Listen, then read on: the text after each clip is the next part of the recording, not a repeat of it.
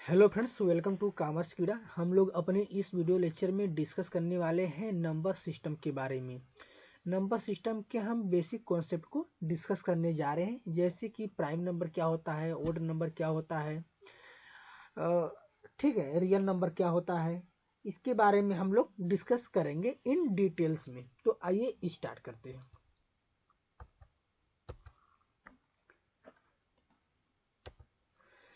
सबसे पहले देखिए कॉम्प्लेक्स नंबर क्या होता है। कॉम्प्लेक्स नंबर कहा गया है, कॉम्प्लेक्स नंबर जो होता है real number plus imaginary number का कंबाइनेशन होता है। ठीक है, यानी real number and imaginary number को मिलाकर हम क्या करते हैं, कॉम्प्लेक्स नंबर बोलते हैं।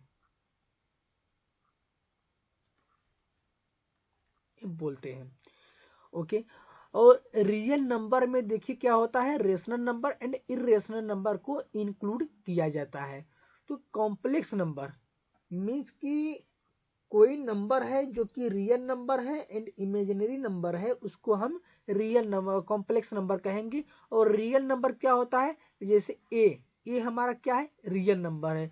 लेकिन अगर हम यह कहते हैं कि आई बी, ठीक है, तो ये हमारा क्या है, इमेजिनरी नंबर है। ओके, ये क्या है, आईओटा है, ठीक है, जिसे हम इमेजिनरी नंबर कहते हैं। और रियल नंबर दो तरह के होते हैं, rational number and irrational number. Rational number का मतलब है जिसे हम पी बाई क्यू फॉर्म में लिख सके। ठीक है, रेशनल नंबर जैसे हम पी बाई क्यू फॉर्म में जिसको हम लिख सकते हैं, उसे हम रेशनल नंबर कहते हैं। जैसे दो, ये क्या है, हमारा रेशनल नंबर है, क्योंकि हम 2/1 लिख सकते हैं। इसी तरह हम 4/1 लिख सकते हैं, 4/2 लिख सकते हैं। ये क्या है, ये हमारे सभी रेशनल नंबर है। अगर इसी तरह हम कह सकते हैं √4, ये हमारा क्या है, क्या यह रेशनल नंबर है या इरेशनल नंबर है। कहा जाएगा यह रेशनल नंबर है, क्योंकि √4 को हम 2 लिख सकते हैं, जिसके नीचे हमारा एक रहता है। तो यह हमारा पी बाई क्यू फॉर्म में हो गया। यहाँ क्यू का मतलब है, क्यू जो है वह q does not equal to 0, और यह क्यू जो है वह 0 नहीं होना चाहिए। अगर यह क्यू 0 हो गया, जैसे हम क्या 2 इसे हम लिख सकते हैं, नहीं, क्योंकि यह इंडिफिनिट हो जाएगा। ओके, इसकी वैल्यू 0 हो जाएगी, इंडिफिनिट हो जाएगी। तो इसे हम क्यू की वैल्यू हमेशा जो होती है वह 0 से अधिक होगी। ओके, इरेशनल नंबर क्या है, जिससे हम रेशनल नंबर जिसे हम रेशनल नंबर में नहीं लिख सकते हैं, उसे हम इरेशनल नंबर कहते हैं। जैसे √3, √3 हमारा क्या है, इरेशनल नंबर है, क्योंकि हम इसे रेशनल फॉर्म में नहीं लिख सकते हैं। इसी तरह, ठीक है, √1 ये भी हमारा क्या है, इरेशनल नंबर है। ठीक, तो इस तरह से हमारा रेशनल नंबर, इरेशनल नंबर जो है रियल नंबर का पार्ट होते हैं। नेक्स्ट आते हैं, देखते हैं जो रेशनल नंबर होता है ना, उसमें भी कई तरह के होते हैं। जो हमारा रेशनल नंबर होता है, इसके कई पार्ट होते हैं रेशनल नंबर। जैसे पहला पार्ट क्या होता है, पहला इसका पार्ट रेशनल नंबर का होता है, पहला part repeating and recurring decimal number. ठीक है, रिपीटिंग एंड रिकरिंग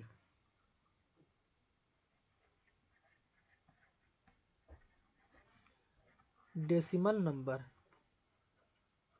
क्या, जैसे क्या रिपीट कर रहा है। अगर जैसे कोई नंबर है, जैसे 1/3, ये क्या है, हमारा 1/3 हमारा एक रेशनल नंबर है। लेकिन अगर हम इसे और इसको सिंप्लीफाई करें तो हम क्या लिख सकते हैं, इसे हम लिख सकते हैं 0.3333, यानी ये रिपीट करता चला जाएगा। ठीक है, ये 3 जो है बार बार रिपीट कर रहा है, वो अनलिमिटेड बार, ये कभी नहीं कटेगा, यह रिपीट करता हुआ ही चला जाएगा। ठीक है, तो ये हमारा क्या है, repeating and recurring decimal number कहा जाएगा। और सेकेंड जो हमारा होता है वो होता है टर्मिनेटिंग डेसिमल नंबर।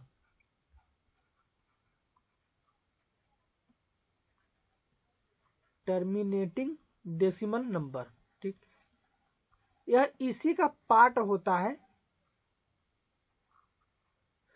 जैसे देखिए 1/2 को हम क्या लिख सकते हैं, 0.5 लिख सकते हैं। तो यह क्या है, टर्मिनेट हो जा रहा है ना, यह टर्मिनेट हो जा रहा है। ऐसा नहीं है कि बार बार रिपीट हो रहा है, माने कहीं भी 1 2 या 3 डिजिट तक जाते जाते यह क्या हो जाएगा, टर्मिनेट हो जाएगा। और थर्ड जो हमारा होता है वो होता है non terminating decimal number. Non terminating decimal number, इसका कहने का मतलब यह है कि एक ऐसा ऐसा रेशनल नंबर जो कि अगर हम उसे और ज्यादा सिंप्लीफाई करते हैं तो क्या हो जाए, वह रिकरिंग तो नहीं होगा, वह रिपीट तो नहीं होगा, लेकिन वह रिकरिंग डेसिमल नंबर कहा जाएगा। जैसे इसको हम क्या लिख सकते हैं,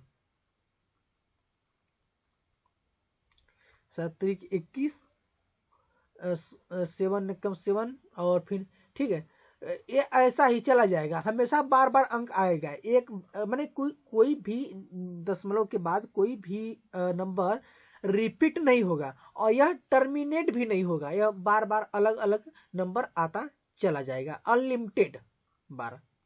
तो इसे हम non terminating number decimal number कहेंगे। और ये टर्मिनेटिंग क्या होगा कि ये टर्मिनेट कर जाएगा कहीं जाकर, और रिपीटिंग एंड रिकरिंग क्या होगा कि यह एक ही दशमलव के बाद एक ही संख्या, 1 या 2 या 3 संख्या को बार बार वह रिपीट करेगा। ओके, नेक्स्ट आते हैं इंटीजर। इंटीजर के बारे में हम देख लेते हैं। इंटीजर, इंटीजर के बारे में देखिए कहा गया है इंटीजर कितने प्रकार के होते हैं, पता है आपको? इंटीजर, इंटीजर होते हैं मेनली 2 टाइप्स के, ठीक है। एक हमारा पॉजिटिव इंटीजर होता है, एक हमारा निगेटिव इंटीजर होता है, ठीक है। पॉजिटिव, पॉजिटिव और एक होता है हमारा निगेटिव।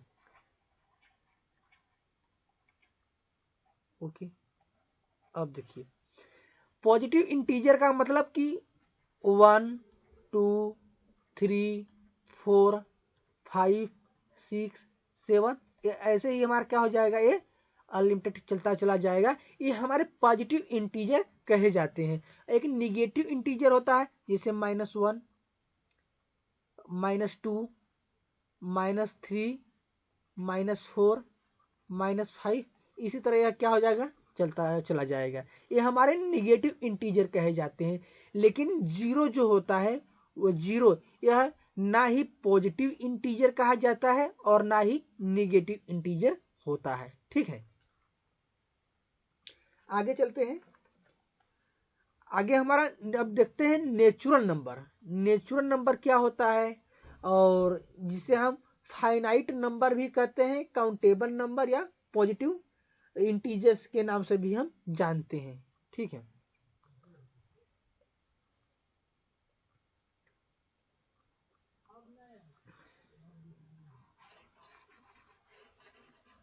हम देखते हैं नेचुरल नंबर क्या होता है, ठीक है।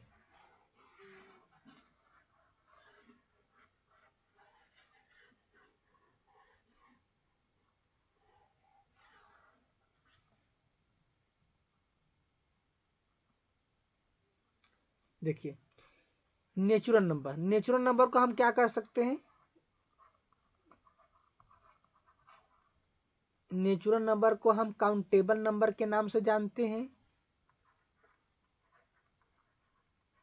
काउंटेबल नंबर या फाइनाइट नंबर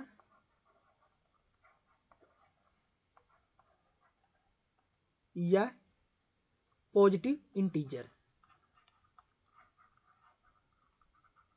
इंटीजर, ठीक। नेचुरल नंबर जो होता है वह 1 से स्टार्ट होता है। नेचुरल नंबर जैसे होता है वह 1 से स्टार्ट होता है। 1 2 3 4 5 6 चला जाएगा, ये अनलिमिटेड चला जाएगा, ठीक है, इंडिफिनिट चला जाएगा। और अगर इसी नेचुरल नंबर में अगर हम जीरो को इंक्लूड कर लेते हैं, यानी जीरो प्लस नेचुरल नंबर जैसे 1 2 3 4 5 6 7 8, ठीक है, तो यह हमारा क्या बन जाएगा, ये हमारा बन जाएगा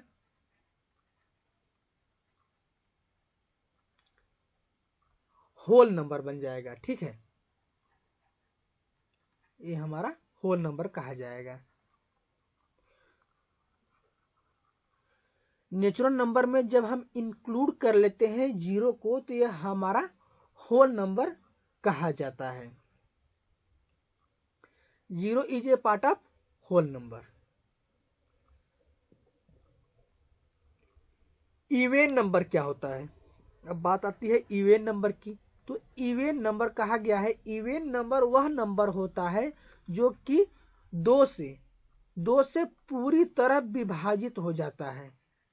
नेचुरल नंबर जो होते हैं वह 2 से पूरी तरह डिवाइड हो जाता है और कोई भी शेष नहीं बचता है। जैसे 2, अगर 2 को 2 से डिवाइड किया जाए तो एक बार हमारा जाएगा और कोई भी रिमाइंडर नहीं बचेगा। और 4 को अगर 2 से डिवाइड किया जाए तो क्वोशेंट हमारा हो जाएगा 2 और कोई भी रिमाइंडर नहीं बचेगा। इसी तरह 6 को अगर 2 से डिवाइड किया जाए तो क्वोशेंट हमारा 3 हो जाएगा और नो रिमाइंडर, कोई भी रिमाइंडर नहीं बचेगा।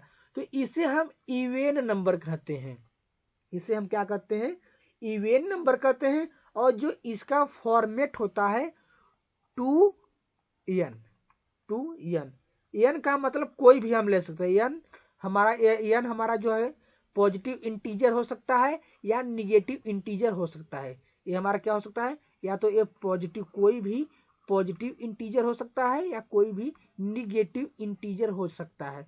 तो अब आपके पास एक क्वेश्चन आता है, जैसे 2 हम मान लेते हैं 1 इसको, तो 2, ठीक, ये हमारा इवेन नंबर है। 2 इंटू 2 यानी 4, ये हमारा 4 क्या है, इवेन नंबर है। 2 इंटू 3 6, ये हमारा क्या है, इवेन नंबर है।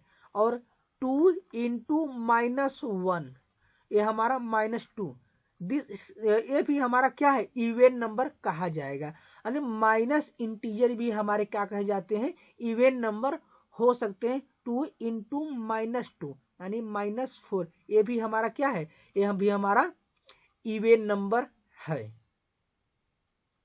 ओके, अच्छा, जीरो क्या है, जीरो क्या इवेन नंबर है, जीरो क्या इवेन नंबर हमारा है, बताइए आप। कहा गया हाँ, जीरो जो है हमारा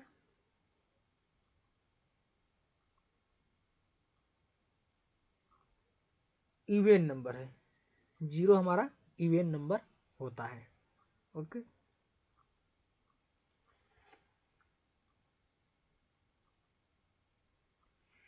अब बात आती है ओड नंबर की। तो ओड नंबर वह नंबर होता है जो कि 2 से पूरी तरह विभाजित नहीं होता है, ठीक है। ओड नंबर वह नंबर होता है जो कि 2 से पूरी तरह विभाजित नहीं होता है। मीन्स कि अगर 2 से भाग दिया जाता है उस नंबर में तो कुछ न कुछ रिमाइंडर शेष बचता है। ओके, और इसका फॉर्मेट जो हमारा होता है वह 2n+1 होता है। यानी अब इसको देखिए, इस फॉर्मेट में कोई भी इंटीजर रखिए, पॉजिटिव या निगेटिव रखिए। जैसे हम यहाँ पर रखते हैं 2 इंटू 1 प्लस 1, ठीक, तो 2 एकम 2 और 1 3, 3 को अगर हम जब 2 से डिवाइड करते हैं तो हमारा एक क्वोशेंट बचता है और हमारा एक जो होता है एक रिमाइंडर बचेगा, ठीक।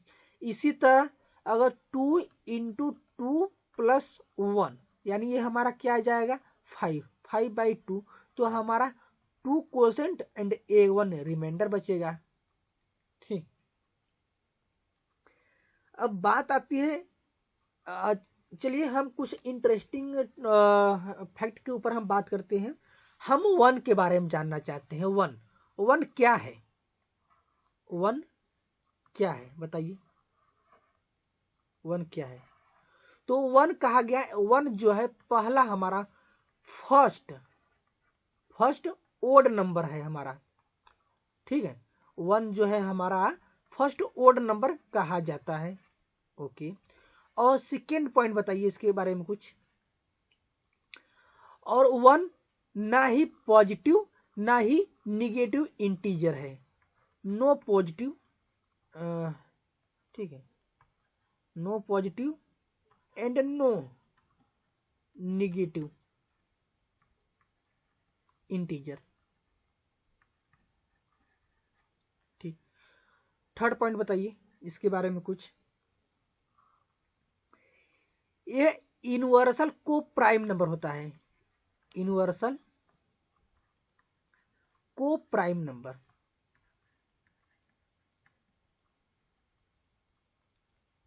इसका मतलब ये हो गया कि वन जो है वह सभी संख्या को डिवाइड कर सकता है और कोई भी रिमाइंडर शेष नहीं बचेगा।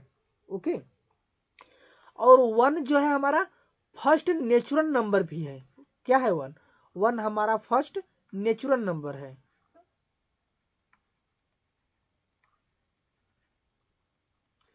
फर्स्ट सॉरी, ये हमारा नेचुरल नंबर।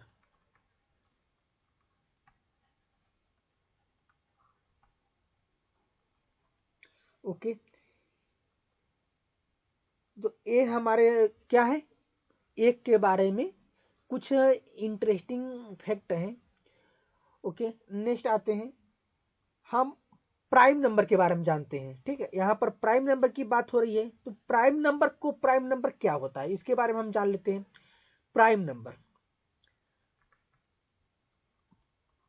नंबर वह नंबर होता है जो अपने और एक के सिवाय किसी अन्य नंबर से पूरी तरह डिवाइड नहीं किया जा सकता है। ठीक है, उसे हम प्राइम नंबर कहते हैं। जैसे 3 है, 3 को या तो सिर्फ 3 डिवाइड करें, ठीक, तो क्वोशेंट हमारा 1 आएगा, रिमाइंडर 0, या 3 को हम 1 से डिवाइड करें तो हमारा क्वोशेंट 3 आएगा, रिमाइंडर 0 आएगा।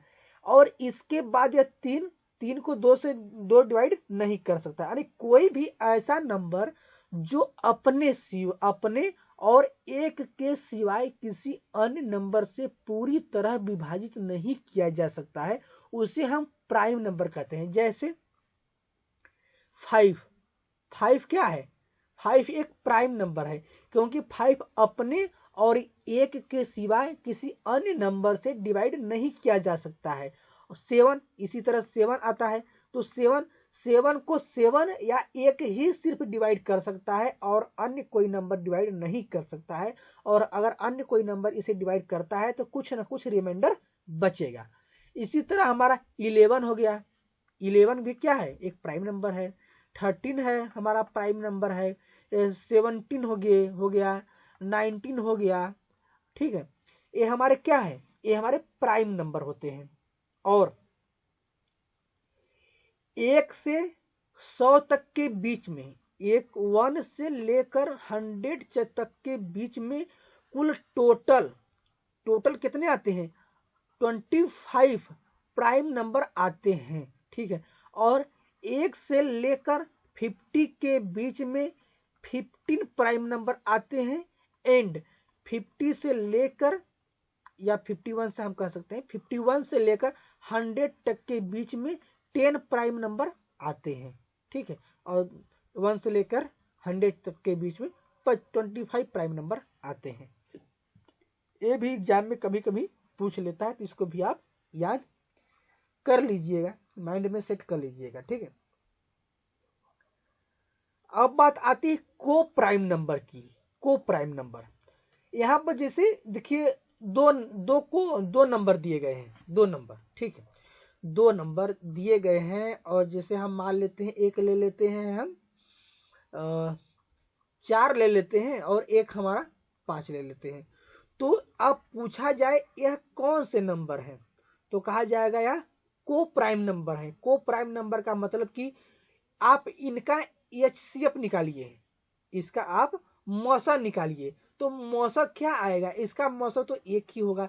एक ऐसी संख्या है जो 4 को भी काटेगा और 5 को भी काटेगा, लेकिन एक के अलावा अगर कोई आप अन्य संख्या अन्य नंबर को लेते हैं, तो जैसे 2 हम लेते हैं तो 2 तो 4 को काट देगा, विभाजित कर देगा, लेकिन 5 को विभाजित नहीं कर पाएगा। इसलिए क्या है, यह सिर्फ व सिर्फ को प्राइम नंबर्स होते हैं जो 2 या 2 से अधिक नंबर्स हो सकते हैं, और वह केवल एक से ही कटेंगे। एक के अलावा कोई ऐसी अन्य संख्या नहीं है जो को प्राइम नंबर को पूरी तरह से विभाजित कर सके। इसी तरह जैसे हम ले लेते हैं 7 एंड 9 को, ठीक, 7 एंड 9 को, तो क्या इन्हें सिर्फ इनका मौसक केवल 1 ही आएगा, यानी केवल 1 ही एक ऐसी संख्या है जो इन दोनों को पूरी तरह से विभाजित कर सकती है। तो ये क्या है, ये दोनों को प्राइम नंबर कहे जाएंगे। ठीक,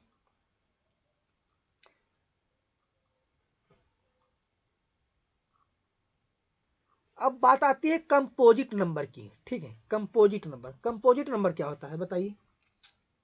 कंपोजिट नंबर को हिंदी में हम भाज्य संख्या के नाम से भी जानते हैं। ठीक है,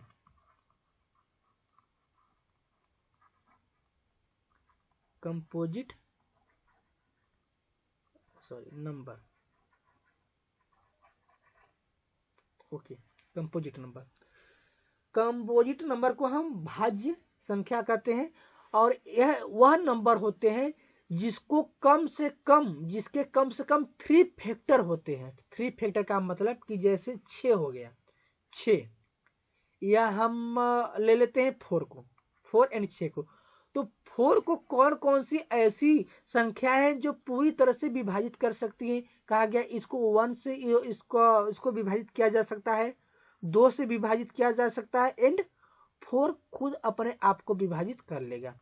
तो इसके कम से कम 3 फैक्टर है ना, 3 फैक्टर यानी 3 संख्याएं ऐसी हैं जो 4 को पूरी तरह से विभाजित कर सकती हैं। तो इसे हम कंपोजिट नंबर कहेंगे। कंपोजिट नंबर वह नंबर होता है जिसको कम से कम 3 नंबर पूरी तरह से विभाजित कर सकते हैं और कोई भी रिमाइंडर शेष नहीं बचता है, उसे हम कंपोजिट नंबर कहते हैं। और 6 देखिए 6, तो 6 के बारे में अगर बात की जाए तो 6 को 1 से डिवाइड किया जा सकता है, 2 से डिवाइड किया जा सकता है, 3 से डिवाइड किया जा सकता है, एंड 6 से डिवाइड किया जा सकता है। तो 3 के 6 के कितने फैक्टर हो गए, 4 फैक्टर हो गए, यानी यह क्या है, हमारा कंपोजिट नंबर कहा जाएगा। ओके,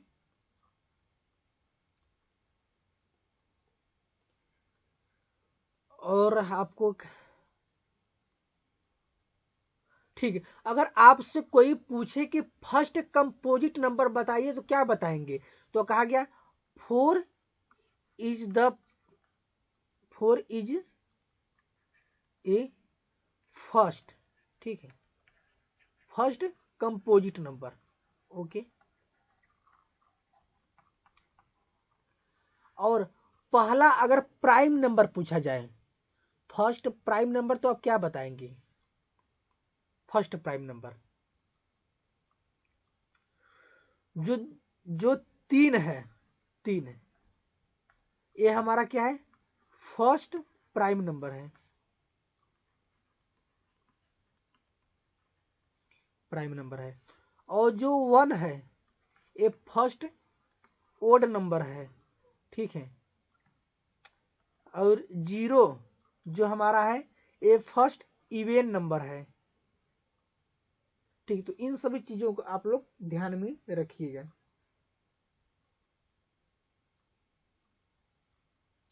अच्छा, 0 क्या नेचुरल नंबर है, हम आपसे एक क्वेश्चन कर रहे हैं कि यार 0 एक नेचुरल नंबर है या इंटीजर है, या पॉजिटिव इंटीजर है या निगेटिव इंटीजर है, आप बताइए 0 के बारे में। 0 क्या है, क्या एक नेचुरल नंबर है, या एक इंटीजर है, या एक पॉजिटिव इंटीजर है, या एक निगेटिव इंटीजर है, क्या है? तो 0 ना ही नेचुरल नंबर है, ना ही पॉजिटिव इंटीजर है, ना ही निगेटिव इंटीजर है, यह केवल व केवल एक इंटीजर है। ठीक है,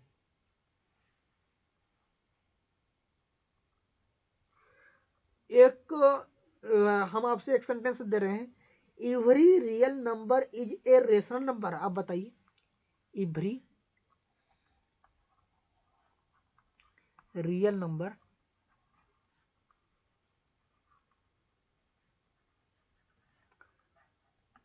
इज ए रेशनल नंबर।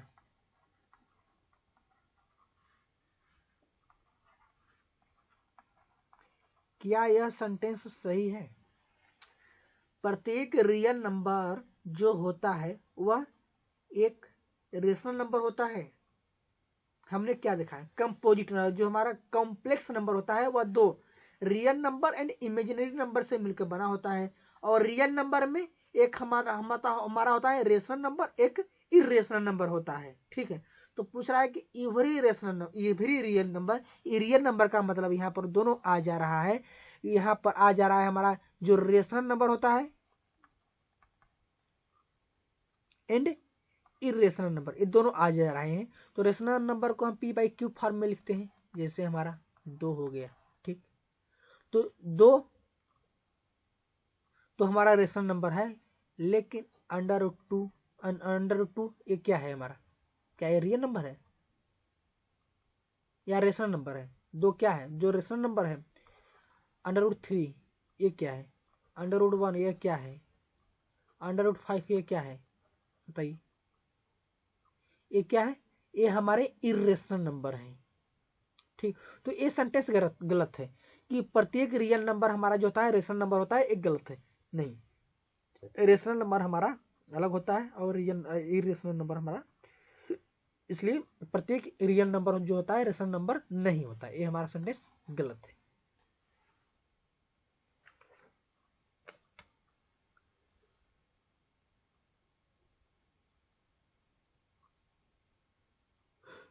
ठीक, आइए हम अपने कुछ क्वेश्चन को अब सॉल्व करने की कोशिश करते हैं।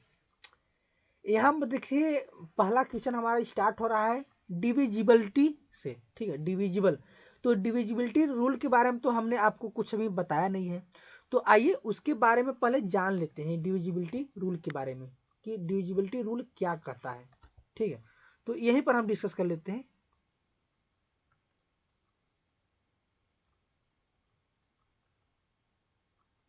ओके, देखिए,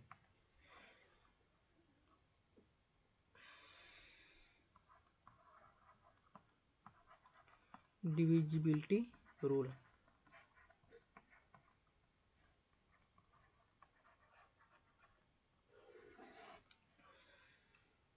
सबसे पहले हम डिविजिबिलिटी रूल देखते हैं 2 की। 2 से स्टार्ट करते हैं। ठीक,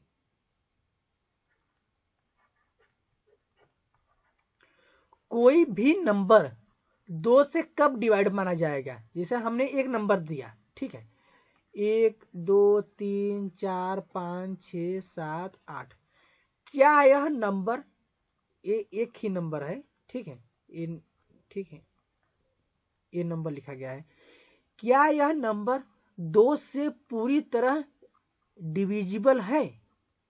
आप कैसे पता लगाएंगे कि यह नंबर 2 से पूरी तरह डिविजिबल है? तो आपको इस पूरी संख्या में 2 से भाग देने की कोई आवश्यकता नहीं है।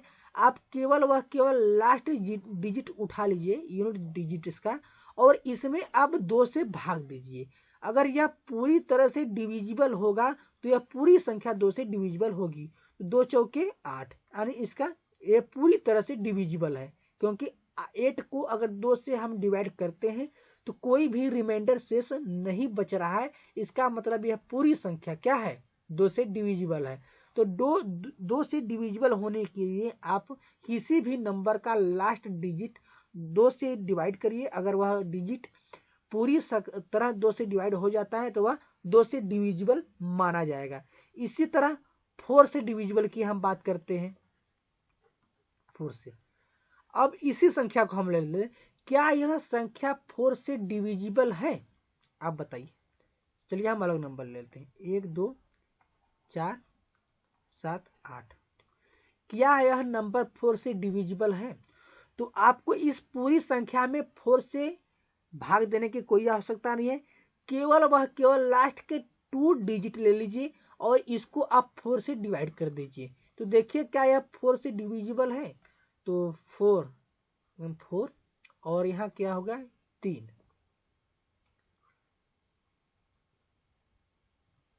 तो ये पूरी तरह से डिविजिबल तो नहीं है, कुछ रिमाइंडर बच जा रहा है, ठीक है।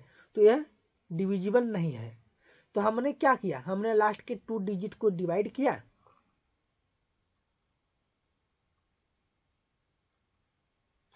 और हमने पता लगा लिया कि यह संख्या 4 से डिविजिबल है या नहीं है। इसी तरह बात आती है 8 की, ठीक है 8। तो क्या कोई भी संख्या, यही संख्या हम मान लेते हैं, क्या यह 8 से पूरी तरह डिविजिबल है? तो आप कहिए लास्ट के 3 डिजिट को आप 8 से डिवाइड करिए। अगर लास्ट के 3 डिजिट 8 से पूरी तरह डिवाइड हो जाते हैं तो पूरी संख्या मानी जाएगी कि वह 8 से डिविजिबल है। और इसी तरह 16 की बात आती है, तो कहा क्या लास्ट के 4 डिजिट, अब लास्ट के 4 डिजिट कोई भी संख्या है, हम मान लेते हैं बड़ी संख्या है, बहुत बड़ी संख्या है, तो आप इसके 4 डिजिट को केवल 16 से डिवाइड करिए। अगर वह संख्या वह लास्ट के 4 डिजिट जो है 16 से डिवाइड हो जाएंगे तो हम मान लेंगे पूरी संख्या 16 से डिविजिबल है। इसी तरह 32 की बात करते हैं, ठीक 32 से तो कहा गया लास्ट के 5 डिजिट, आप देखिए क्या वह 32 से डिविजिबल है? अगर हाँ है तो वह पूरी संख्या डिविजिबल है। तो देखिए एक पैटर्न क्या है इसमें, देखिए हमने क्या लिखा है, ये देखिए क्या लिखा है इसको, ठीक।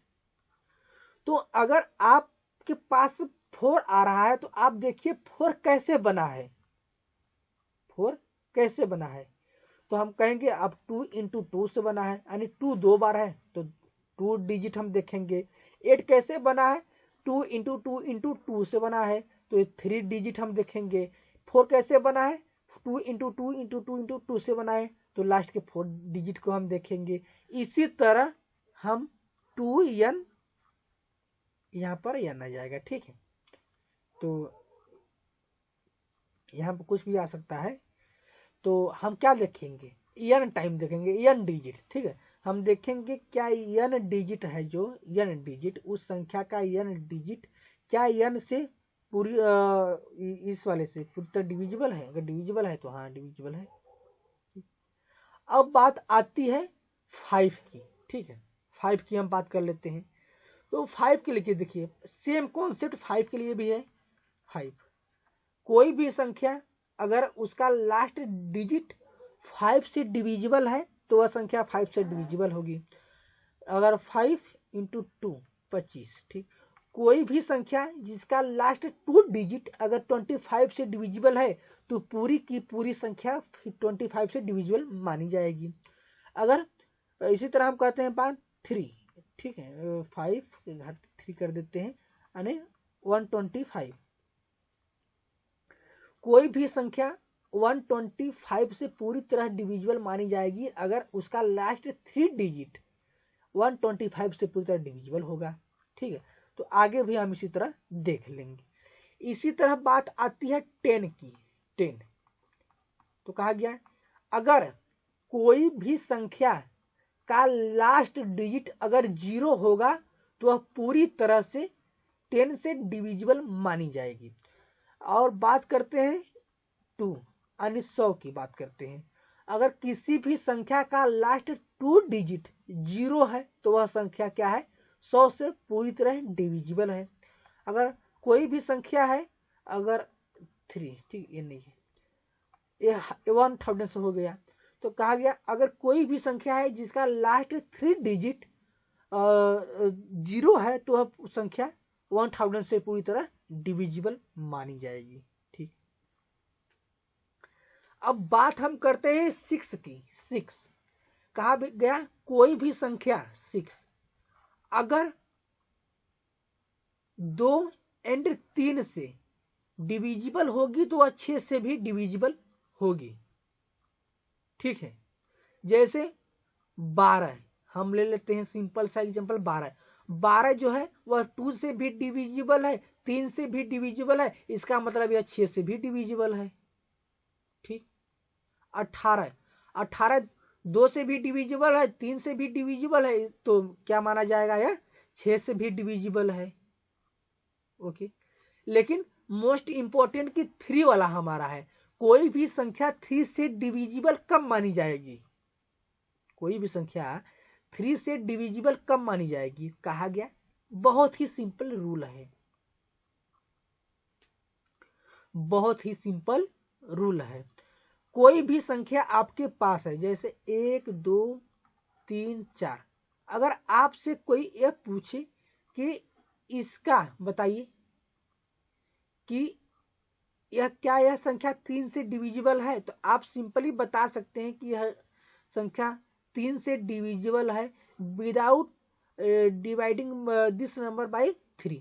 बिना 3 से डिवाइड किए ही आप इस संख्या को बता सकते हैं कि यह संख्या क्या 3 से डिविजिबल है या नहीं है। कैसे बता सकते हैं, कहा गया आप इन जो जितने भी डिजिट है इनका आप सम करिए, अगर उनका सम 3 आता है या 0 आता है, ठीक, या 3 का मल्टीपल होगा, और 3 का मल्टीपल होगा, तो अब पूरी तरह से 3 से डिविजिबल होगी। जैसे 2 1 3 3 3 6, तो हटा दीजिए अब इसको, 6 6 4 10।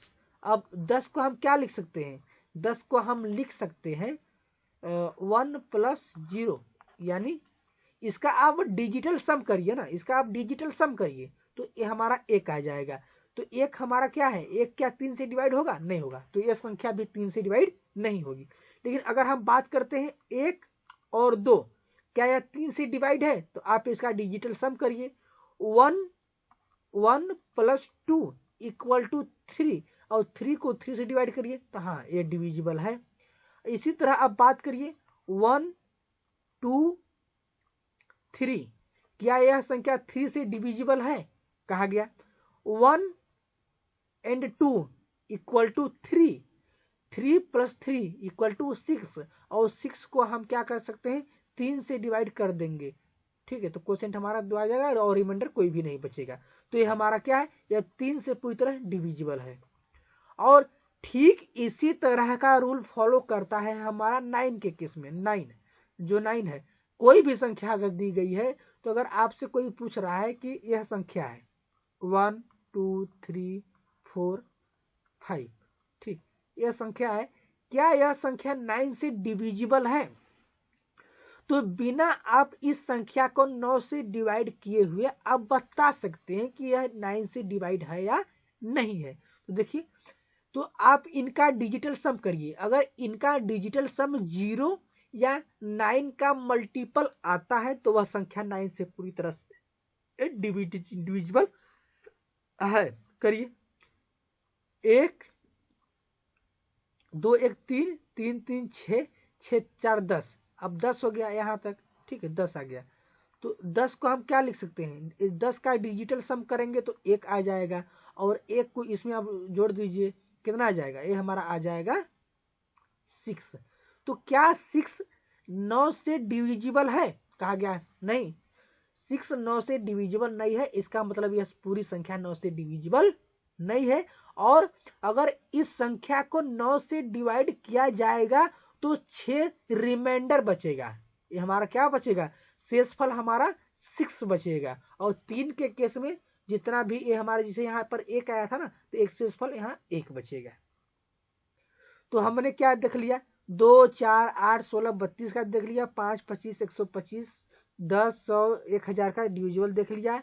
फिर उसके बाद हमने 3 का देख लिया, 6 का देख लिया, हमने 9 का भी देख लिया।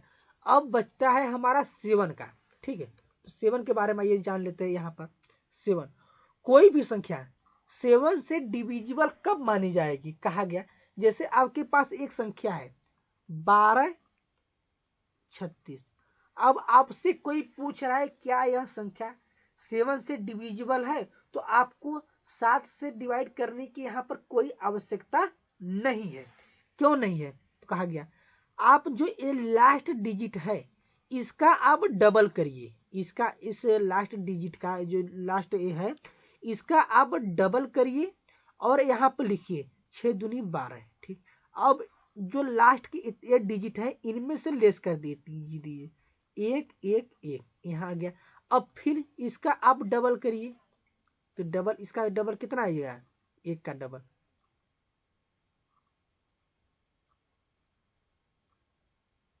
ठीक है, तो फिर अगर लास्ट में यह संख्या अगर 0 बचेगी या 7 का मल्टीपल होगा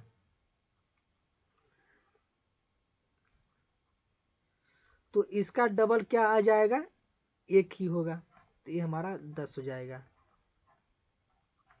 1 बचेगा, तो ये हमारी क्या है, ये हमारी 7 से पूरी तरह से डिविजिबल संख्या नहीं है। ओके, तो इसका यह रूल हो गया। और 7 के बाद 8 का हमने देख लिया, 9 का देख लिया, 10 का देख लिया, 11 का है। 11 का देख लीजिए, 11 की डिविजिबिलिटी रूल। कोई भी संख्या 11 से कब डिविजिबल मानी जाएगी, कहा गया कोई संख्या है 12 36 48। ठीक, ये हमारी संख्या है, क्या है यह 11 से डिविजिबल है, तो आप इवन प्लेस की जो डिजिट है उनका सम करिए और जो ओड प्लेस पर जो डिजिट है उनका सम करिए। इवन का मतलब कि 2 2 का 4 4 का 6। ठीक, और इनका डिजिट सम करिए, 2 1 3 1 4 4 4 8। ठीक, फिर 6 2 8 8 8 16 कितना आ गया, ये हमारा आएगा 8। तो 8 क्या यह 8 या तो यहाँ पर 0 आना चाहिए या 7 का मल्टीपल होना चाहिए। ठीक है, 11 इसमें कहा गया या तो 0 आ जाए, जैसे सम डिजिट सम प्लस की डिजिट का हमने योग किया और इवन प्लस की डिजिट का हमने योग किया, फिर दोनों का हमने डिफरेंस निकाला। अगर डिफरेंस 0 आता है, डिफरेंस 0 आता है या 7 का मल्टीपल आता है तो यह संख्या मानी जाएगी कि यह 11 से पूरी तरह से डिविजिबल है, अन्यथा नहीं है। ठीक, 13 का केस हम देखते हैं।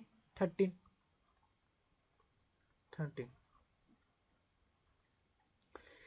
के केस में बताया गया है कोई भी संख्या है अगर आपके पास है, जैसे 12 36 48 ये पास आपकी संख्या है, तो क्या यह 13 से पूरी तरह से डिविजिबल है, तो कहा गया आप क्या करिए, बनाइए इनका जोड़ा बनाइए, 3 3 का जोड़ा बना लीजिए। ठीक है, राइट साइड से 3 3 का जोड़ा बना लीजिए। अब इनमें से घटाइए, 648 में से 123 को आप लेस करिए और जो संख्या आती है उसको आप 13 से डिवाइड करिए। अगर वह संख्या जैसे हमने किया कि 1 2 3 क्या आएगा 5 2 5। अब 5 to 5 को आप डिवाइड करिए 13 से, अगर यह 13 से पूरी तरह से डिविजिबल होगी तो यह संख्या भी पूरी तरह से डिविजिबल होगी। ठीक, अब बात आती है 14 की। 14 कोई भी 14 से कोई संख्या डिविजिबल कब मानी जाएगी, जब वो 7 एंड 2 से डिविजिबल होगी तो 14 से भी डिविजिबल होगी। और 15 के केस में कहा गया कोई भी संख्या अगर वह 3 एंड 5 से डिविजिबल होगी तो 15 से भी डिविजिबल होगी। 16 के केस में बताया गया कोई भी संख्या अगर वह 8 एंड 2 से डिविजिबल होगी तो 16 से भी डिविजिबल होगी। कोई भी संख्या 17 का केस अलग है। 18 के केस में देखिए कोई भी संख्या अगर वह 9 एंड 2 से डिविजिबल है तो वह 18 से भी डिविजिबल होगी। इसी तरह 20 के केस में देखिए 20 के केस में बताया गया कोई भी संख्या अगर 10 एंड 2 से डिविजिबल है तो वह 20 से भी डिविजिबल होगी। ठीक है, तो इसी तरह जैसे अगर देखिए 45 से डिविजिबिलिटी के रूल देखिए, यह 45 से कोई भी संख्या डिविजिबल होगी अगर वह संख्या 5 + 9 से डिविजिबल होगी। ठीक, बहुत सिंपल है। तो आइए अब हम अपने क्वेश्चन को सॉल्व करते हैं और कुछ कॉन्सेप्ट को हम सीखते रहेंगे। ओके, देखिए क्वेश्चन नंबर फर्स्ट क्या कहता है, how many of the following numbers are divisible by 3 but not by 9। इनमें से कितनी ऐसी संख्याएं हैं जो कि 3 से तो डिविजिबल है लेकिन 9 से डिविजिबल नहीं है। देखिए चलिए क्या है, 3 एंड 9 का डिविजिबिलिटी रूल क्या कहता है, आप डिजिटल सम करिए, डिजिटल सम करिए, अगर वह सम 0 आता है तो क्या हो जाएगा, वह 3 एंड 9 से डिविजिबल माना जाएगा। ठीक, करिए सम, 4 3 7, 7 2 9। ठीक, इसका डिजिटल सम कितना आ गया, 9 आ गया। ठीक, जो कि 9 से भी डिविजिबल है, 3 से भी डिविजिबल है। ठीक, और क्या पूछ रहा है, 9 से डिविजिबल नहीं है, तो ये तो है डिविजिबल भाई। 3 2 5, 5 4 9, 9 3 12। ठीक, 12, यानी यह 3 से डिविजिबल है लेकिन 9 से डिविजिबल नहीं है। यह 9 से डिविजिबल नहीं है, 3 से डिविजिबल है लेकिन 9 से डिविजिबल नहीं है, क्योंकि इसका डिजिटल सम 9 नहीं आ रहा है। 3 2 5 4 9, 9 3 12 आ रहा है। ठीक, और 12 9 से डिवाइड नहीं हो पाएगा। अगर 12 को हम ऐसे लिख सकते हैं, 12 को हम 12 का अगर डिजिटल सम करेंगे तो इसका डिजिटल सम 3 आएगा, तो 3 से केवल 3 ही डिवाइड होगा, 9 नहीं। ठीक, तो कहा गया 4 3 7 7 14, 14 4 18, 18। ठीक, 18 आ गया। अब इसका डिजिटल सम करिए तो इसका 9 आएगा। तो ये तो भैया 9 से भी डिविजिबल है, 3 से भी डिविजिबल है। 4 1 5, 5 3 8 1 9, 9 आ गया। ठीक, तो इसका डिजिटल सम कितना आ गया, 9। 9 जो है 9 से भी डिविजिबल है, 3 से भी डिविजिबल है। अब बात आती है इसकी, 5 2 7, 8 7 15 6 21। 21 को हम क्या लिख सकते हैं, 21 का डिजिटल सम 3, यानी यह 9 से डिविजिबल नहीं है। 5 3 8 4 12, 12 आ गया। 12 का डिजिटल सम होता है 3, जो कि 3 से ही डिविजिबल है, 9 से डिविजिबल नहीं है। ए 6 3 9, 6 3 9, ये तो भैया दोनों से डिविजिबल है। 7 3 10, 10 को हम क्या लिख सकते हैं, 10 को हम लिख सकते हैं 1 + 0 = 1। अब 1 में जोड़िए 4, 4 1 5 और 7 5 12, 12 आ गया। 12 का डिजिटल सम 3, यानी यह 9 से डिविजिबल नहीं है, केवल वह का 3 से है। अब 8 1 9 और ये हो गया हमारा 5 1 6, ये भी 9 से डिविजिबल नहीं है, 3 से डिविजिबल है। ठीक, फिर इसके बाद 9 2 11, 9 हटाइए, 7 2 9 6। ठीक, इसका डिजिटल सम कितना आएगा, 6 आएगा। 6 जो है 3 से तो डिविजिबल है लेकिन 9 से डिविजिबल नहीं है। तो कितने आ गए, 1 2 3 4 5 6, 6 इसका राइट आंसर हो जाएगा। हम शुरू के कुछ क्वेश्चन को टाइम लेकर सॉल्व करेंगे, लेकिन हम उसके बाद अपनी स्पीड को इंक्रीज कर देंगे। Question 2, the difference between the squares of 2 consecutive odd integer number is always divisible by. क्या पूछ रहा है, डिफरेंस पूछ रहा है। Difference of square of 2 consecutive odd number, पहला ओड नंबर क्या हमारा होता है, 1। 1 का स्क्वायर कितना आएगा, 1 का स्क्वायर 1 होगा। कंसेक्यूटिव, अब 3 भी हमारा ओड नंबर है, कंसेक्यूटिव चाहिए आपको, 3 3 के 9। ठीक, और इनका डिफरेंस कितना आएगा, इनका डिफरेंस आएगा हमारा 8। 8 किससे डिविजिबल है, 8 ऑलवेज डिविजिबल बाई 8, 8 से 8 हमेशा डिविजिबल हो जाएगा। ठीक, एक और देख लेते हैं। अब 3 लेते हैं, 3 का स्क्वायर करते हैं 9, और इसके बाद 5 का स्क्वायर करते हैं, 5 5 25। अब 25 9 में कितना अंतर है, जोड़िए 16, 16 9 25, ठीक। और 16 भी 8 से डिविजिबल है, तो इसका हमारा क्या आंसर आ जाएगा, 8 आ जाएगा।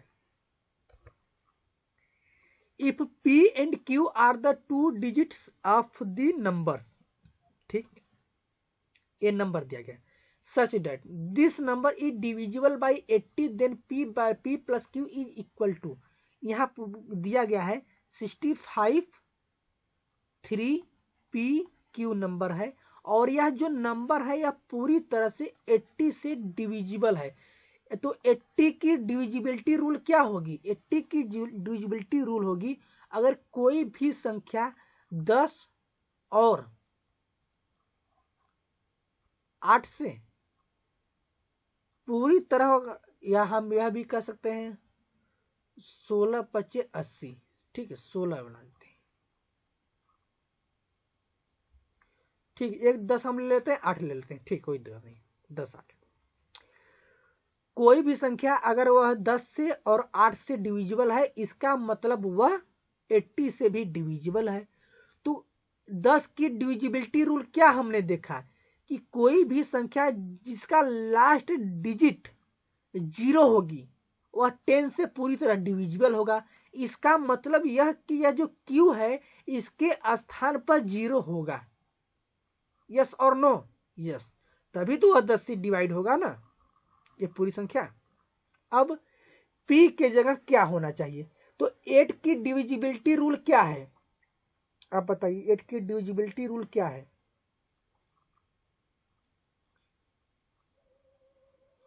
अगर कोई भी संख्या जिसका लास्ट 3 डिजिट जो है अगर वह 8 से डिवाइड है तो वह संख्या मान ली जाएगी कि वह पूरी की पूरी संख्या 8 से डिविजिबल है। ओके, तो हमें पता चल गया, क्या पता चल गया कि ये हमारा हो गया 3P0, इतना हमारा है ये। तो आप इसको अब 8 से डिवाइड करिए, क्या होना चाहिए, P की जगह क्या होना चाहिए बताइए।